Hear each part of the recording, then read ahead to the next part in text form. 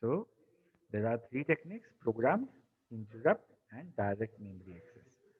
So by their name, actually, you can easily remember all all the concepts.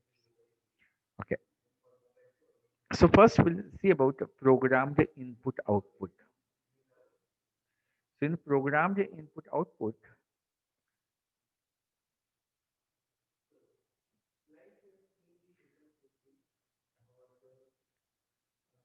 here the main limitation of programmed input output is the CPU is continuously involved in uh, the all the activity. Like your input devices is giving input to the CPU or taking output from the CPU. So CPU is continuously busy in all the operations, right? So you can understand, like for example, here is a CPU, and for only to understand, actually, I am using this analogy, and this is a, for example, a memory, and assume here is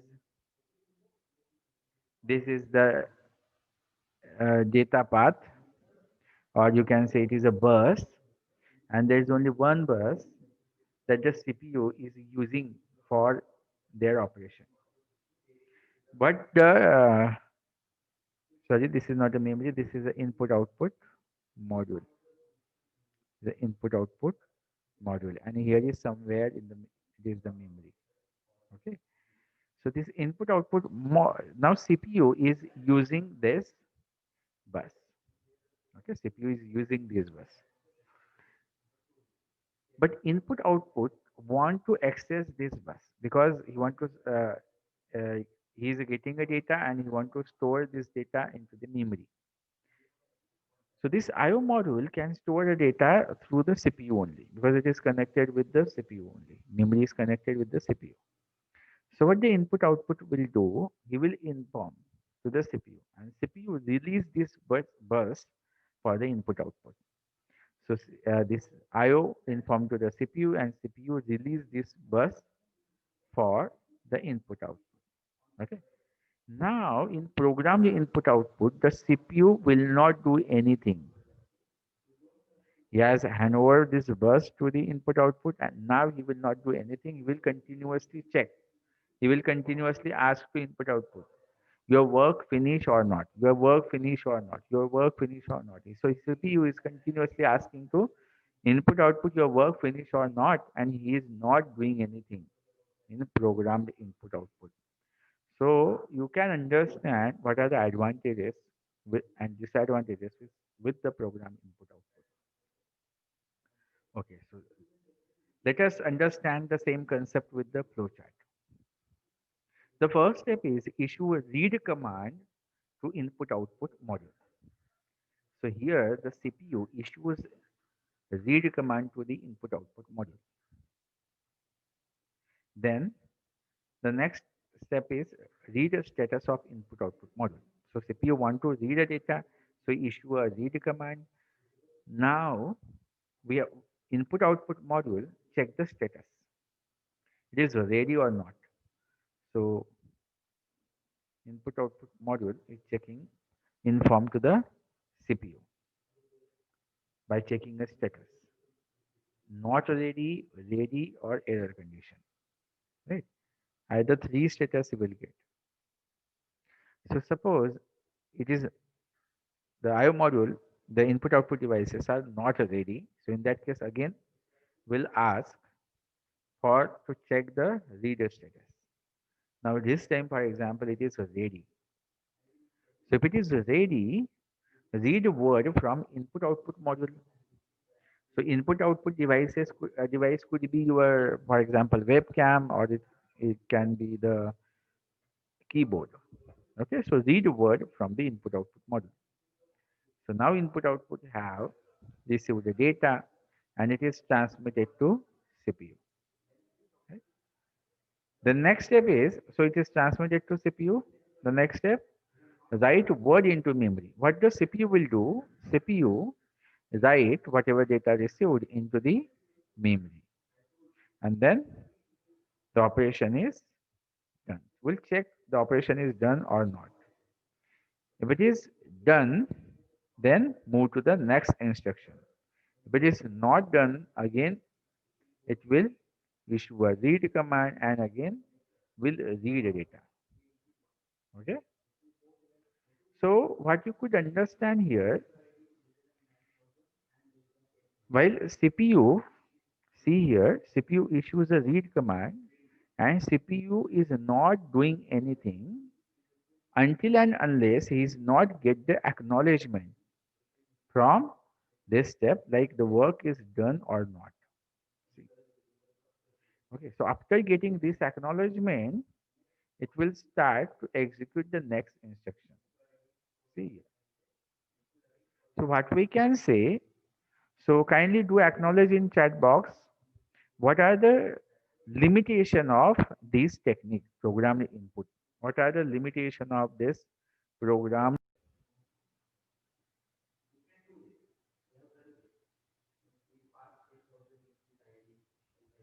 So in programmed input output, the data are exchanged between processor and the IO module. So data are exchanged in between processor and input output module. So CPU and input output module exchanging a data. Like if you want to read a data, input output module uh, takes the data and send to the CPU, and then CPU store the data into the memory. So there is a communication in between CPU, input output module, and memory. So CPU has direct control over input output. So CPU can directly control the input output module. That's why the CPU is continuously busy in the operation. It is not free. Like he checked the sensing status. It is ready or not. Read write command. The command is for the read or it is for the write. It is used for to transferring a data. So see here the CPU involvement is too much here in programmed input output. So even the good resources available in the form of CPU, but we are not utilizing properly the complete available resource because CPU is continuously busy to taking a input and read and write. Okay. So CPU waits for input output module to complete operation. Right. We have seen CPU hand over the operation to the IO module and wait for when the operation will complete. So CPU continuously check with the IO module the work done or not. Because of that, CPU time, most of the CPU time getting waste. So this is a major limitation for in programmed input output technique. Okay. So got it everyone?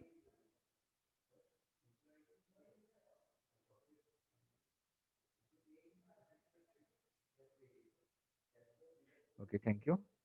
The second one is in interrupt driven input output. See our previous analogy in interrupt driven input output. Now this time here is the CPU and again here is the input output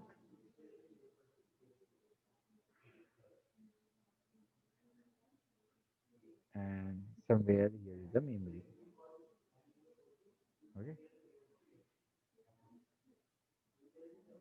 So again the same. For to understand, actually I am using here this bus. Huh? This is a bus. Bus is used to transfer the data. So again the CPU is using this bus. Okay. CPU is using this bus and then the input output want to use this bus. Okay. So what the CPU, so I ask to the CPU like he want a bus and CPU allocate bus to the IO. So CPU have given the control to the IO. But here in interrupt driven IO, now this time This CPU will not be idle. CPU continuously execute other instruction. Meanwhile, IO is taking care of all the input output operation. So in between, the CPU is executing other instruction. Okay. Now, when the IO complete its operation, he has taken a data, okay, and stored it to the memory. Okay. So this way, the IO have done their operation. Then IO issues interrupt signal to the CPU. Issues interrupt signal to the CPU. Like now, the input output device have completed its work and now it is ready to for next task. So this is the interrupt. What is the advantage of this interrupt driven IO? Do acknowledge? What is the advantage here?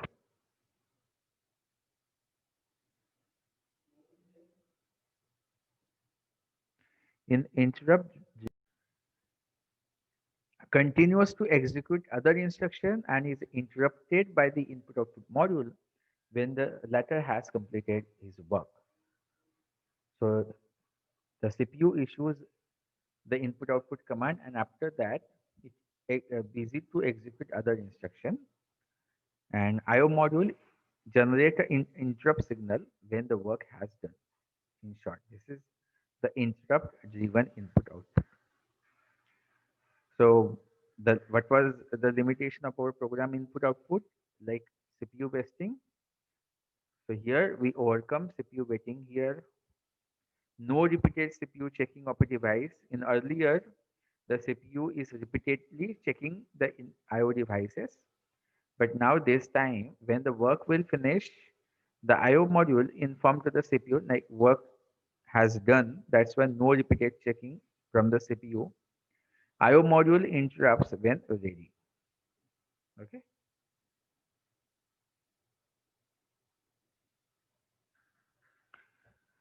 So we have seen the flowchart for the programmed input output. Now we'll see the flowchart for the interrupt driven. So in interrupt driven, see here there is no connection in between the CPU and IO module, right? So input output issues a signal. So CPU issues a read command to IO module. So after issuing a read command, see the CPU is busy to do something else. He is not waiting, but here, see here, there is a continuous uh, engagement is there. But here, now the CPU is free to execute other thing. Okay. So your IO module check the status and inform to the CPU. Like if it is ready, then take a data and send to the CPU. And what the CPU will do? CPU store that data into the memory. And the work is when the work is done, then it execute the next instruction. If the work has not done, that time it send the error message to the CPU. Right. So see here, there is no continuous involvement. There is no connection in between the CPU and IO module. When the work is done, that time it issues a interrupt command. Right? That's why the name is interrupt driven input output. The next is DMA. DMA, direct memory access.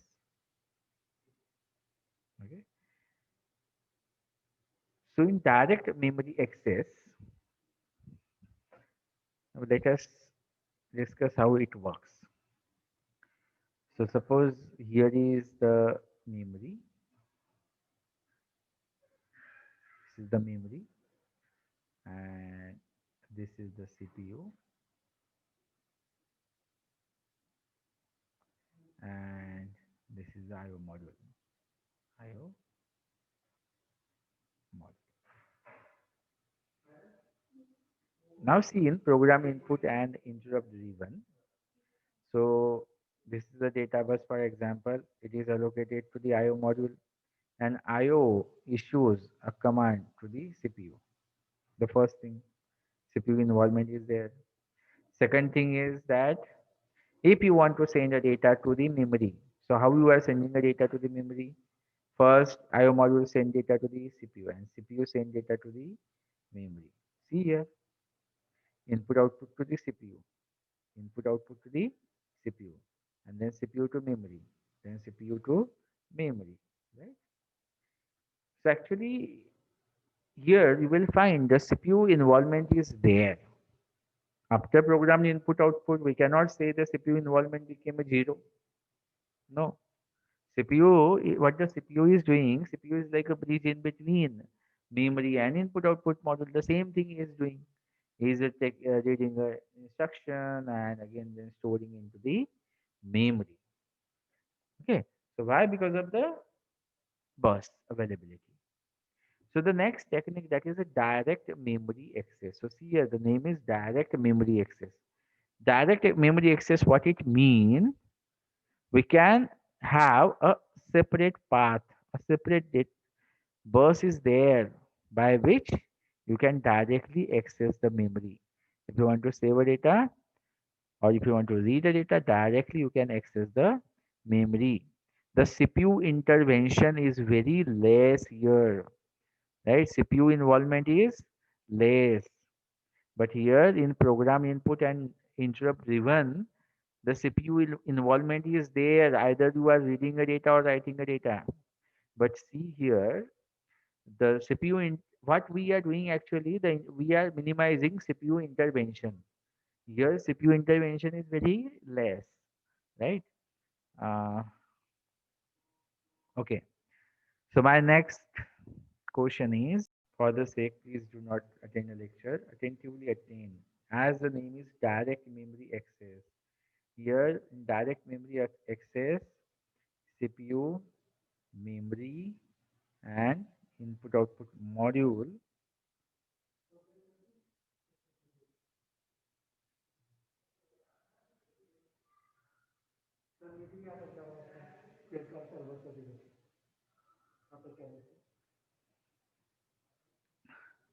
So here, from input output to memory, there is a direct memory access is there. Okay. So CPU intervention is very less here. CPU involvement is very less now. If input output want to send a data, he can directly send data to the memory. The same thing we have asked, discussed. But here in program input output check, see here, there is a continuous involvement is there, like CPU is continuously checking. The another problem is what? See, even if you are reading a data, it is transmitted to the CPU, and even if you are the CPU is sending data to the memory. So CPU involvement is there. If the interrupt driven input output, again you will find either you are reading a data, so data is moving through the input output to the CPU and CPU to memory. But here directly the data is moving from input output to the memory. Okay, so input output to the memory, and because of that, what happened? The CPU involvement is less, and CPU can work other execute other instruction. Right. So mainly this is the advantage of direct memory access over interrupt driven input output.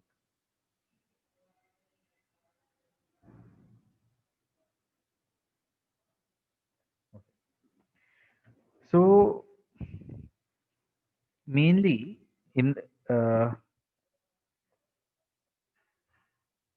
how the in interrupt driven, how the CPU can start the execute their instructions. So the concept is very simple that we have seen, the interrupt concept. If the computer is executing an instruction, any Many times we have asked the same MCQ question. The computer first finish the instruction that he is executing. So CPU finish the instruction that he is executing, and then he take a control of he execute the interrupt. Okay. So how he execute the interrupt? First, he store the current instruction into the PC. Right? He store the current instruction into the PC, and he handle the interrupt. Okay. And after handling an interrupt, again he take a data, which is the next instruction that he is executing from the PC, and he start the execution. Okay. If interrupt is there, the instruction address stored into the PC, and it handle the interrupt. So here is the interrupt. Again, when the interrupt is finished, again he take the next instruction from the PC, and again he start the execution. So in this way, actually, the interrupt driven input output execute the instruction.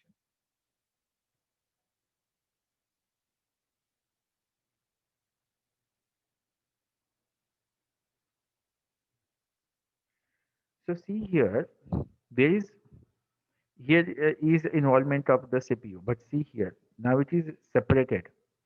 CPU is issue a command and then is doing something else. Even there is no connection and there is no involvement. So everything is taken care by the DMA, that is direct memory access. So this direct memory access module is there, and he is taking care of all the things. Okay. So in DMA with with both programmed and interrupt input output, the processor is responsible for extracting data from main memory for output and storing data in a main memory for input. Right? We have seen your CPU, your processor is responsible for either read the data or write the data into the memory. But the alternative is known as direct memory access. In this mode, the input-output module and main memory exchange the data directly without processor involvement. That's why the name is direct memory access. Okay. So I think for today's lecture, this much is enough. Okay. So if you have any doubt, you can ask me. The remaining subtopic of DMA we'll discuss in next lecture.